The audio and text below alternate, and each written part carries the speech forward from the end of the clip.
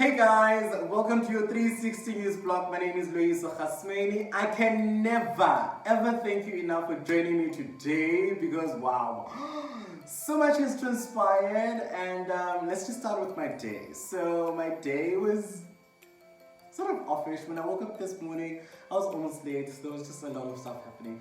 But I received a phone call which really, completely changed my mood.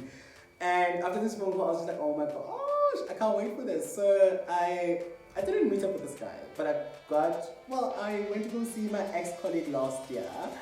And while I was at his office, he received a phone call from his other friend who needed help from my department.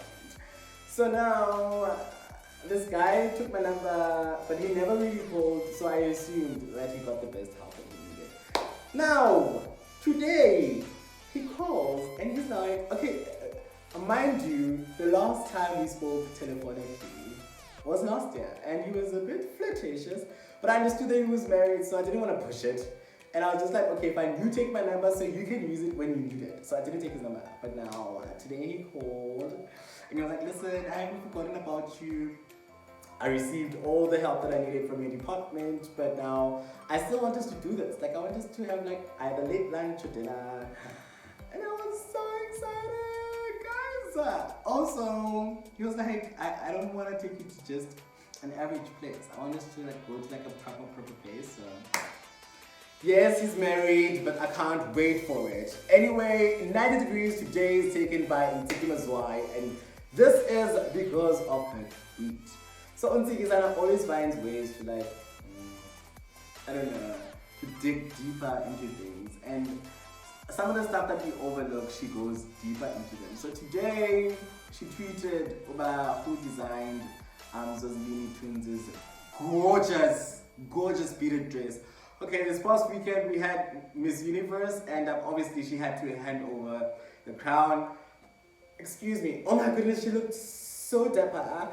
I was so sure that the dress was designed in South Africa. Turns out, okay, I don't even know where the lady is, but it was designed by some white lady who is like a celebrity / couture designer. Whatever. I'm not like, it really didn't matter to me. I didn't care who the designer was, but the dress was dropped down gorgeous, and most people were really in love with it. And I was just so shocked that it was designed by a white person.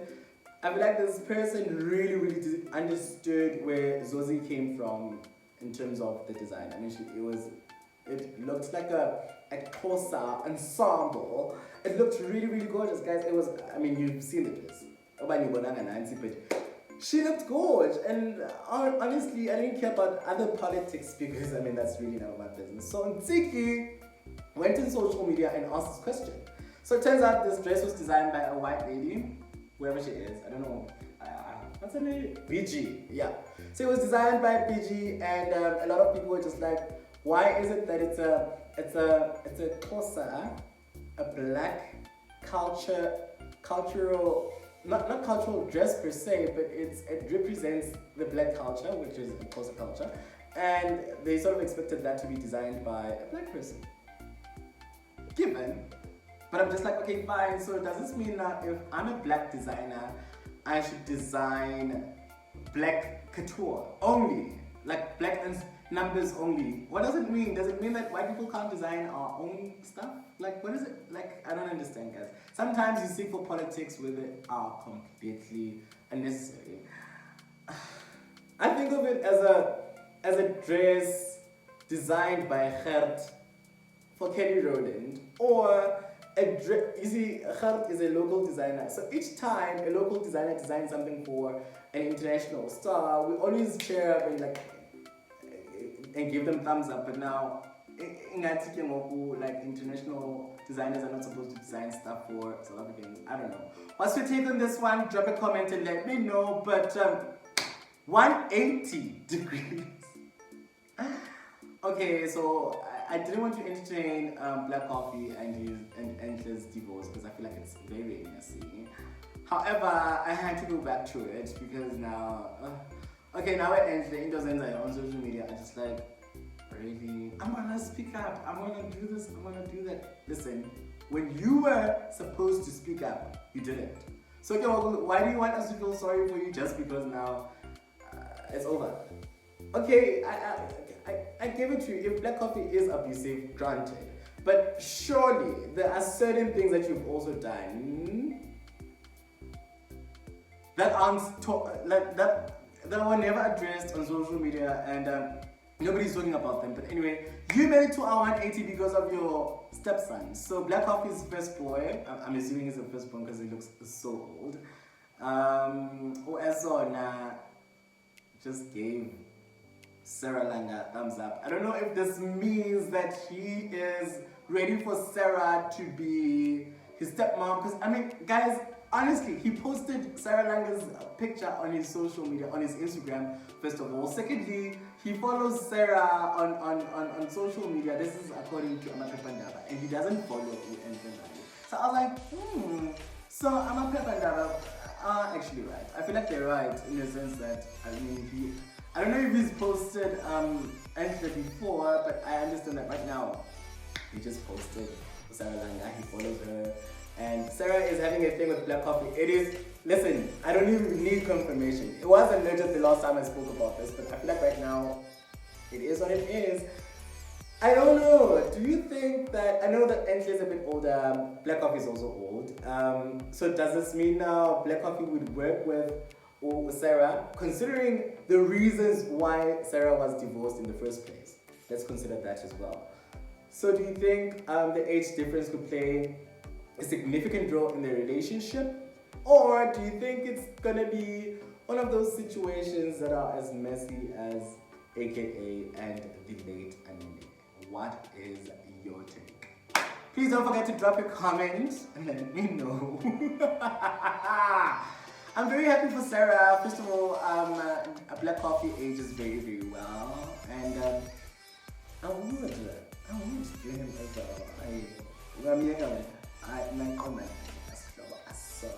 Anyway, oh my gosh, 370 Degrees is taken by Naomi Campbell, and this is because of her newborn baby. Oh my gosh, she just posted a newborn baby, and she was like, this is it.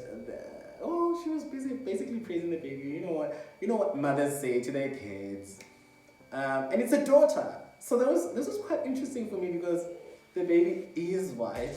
So obviously, she lives. I can't even say she lives in London, because she's an international citizen. But I didn't care who the baby daddy is. But she was like, thanks to technology, well, this was 4 years ago. She was like, thanks to technology, we can give birth at any time. So she gave birth at 50, which also reminded me of Janet Jackson. Congratulations, Naomi. But now, here's my issue. Remember when Naomi was involved in the Donald Trump human trafficking scandal? Remember that?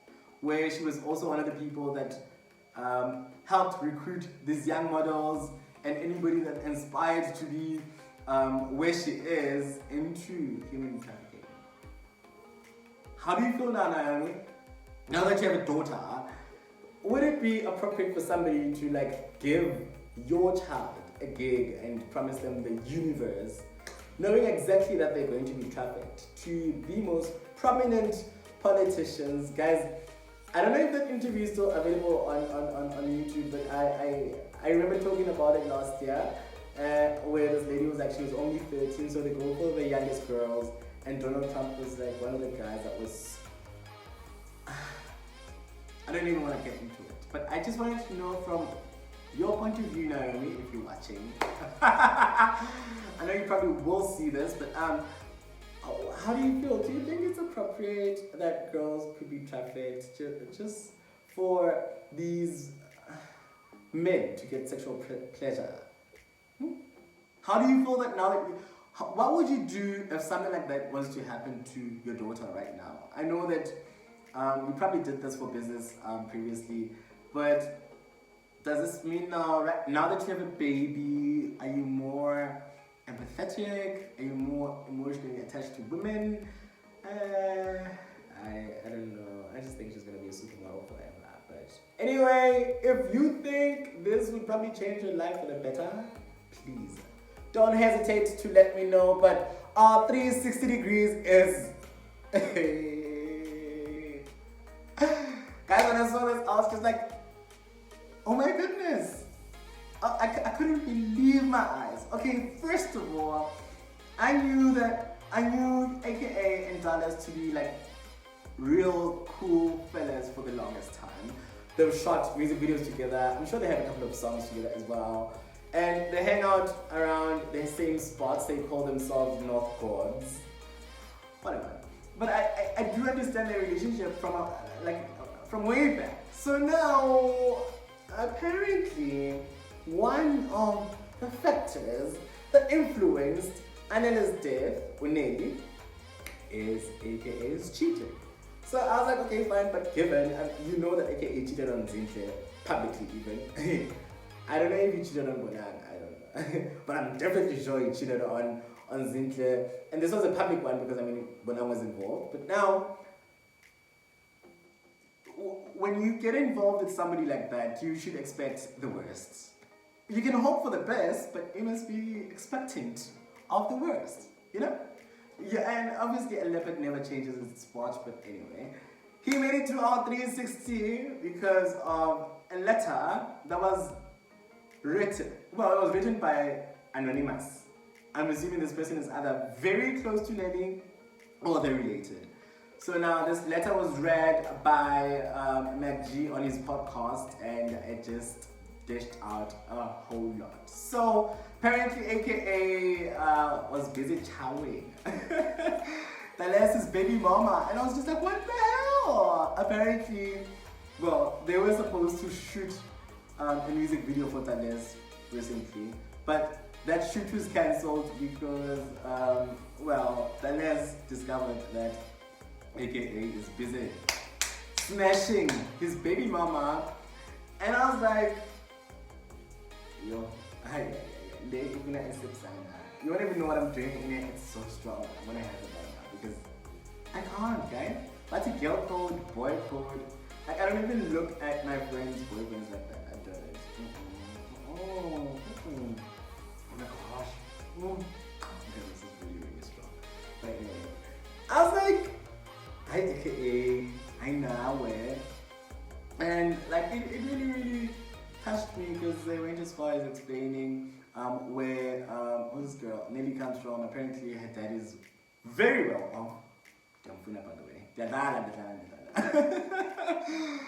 But she comes from a really well off family. She wasn't really desperate for AKA's money. I don't understand why she stayed. Women, can you stop explaining and reasoning with either physical, emotional, or mental abuse? Let's just stop it with that. Let's stop, guys. Let's just stop it. What's your take on this one? Would you, honestly, Dallas. Dallas, dude, listen, it's over for you. I don't think, if I were you, I would done this girl because it's a public statement, first of all. Everyone knows about it. Secondly, it shows that you are weak, my friend. If somebody is gonna chow your girl, and that someone is your friend, I'm weak, my friend. I don't know. Guys, I don't know, please drop a comment and let me know, what would you do? What would you do if you had to be Dallas right now? What would you do? I don't even waste time, guys. If my guy decides to smash my friend, or kiss them for that matter, I'm out. I don't care if you do it to a stranger, like I don't know the person, but a friend, I'm out. You can own, especially if you know the both of us. You've hung out with me, you probably hung out with him as well, so you probably know us. And yes, guys, but that brings us to the end of today. Listen, that was like the most fascinating drama I've ever experienced in my life. I was just like, wow. That brings us to the end of today. Thank you so much for joining me, guys. I don't know, please don't forget to add me on Facebook. I'm Loyiso Khasmeni, and on Twitter I'm @Loyiso_R, and on Instagram @Loyiso Khasmeni. IGTV is where you will find more of these videos. Thank you kindly once again for joining me today. From me to you, it's the biggest love.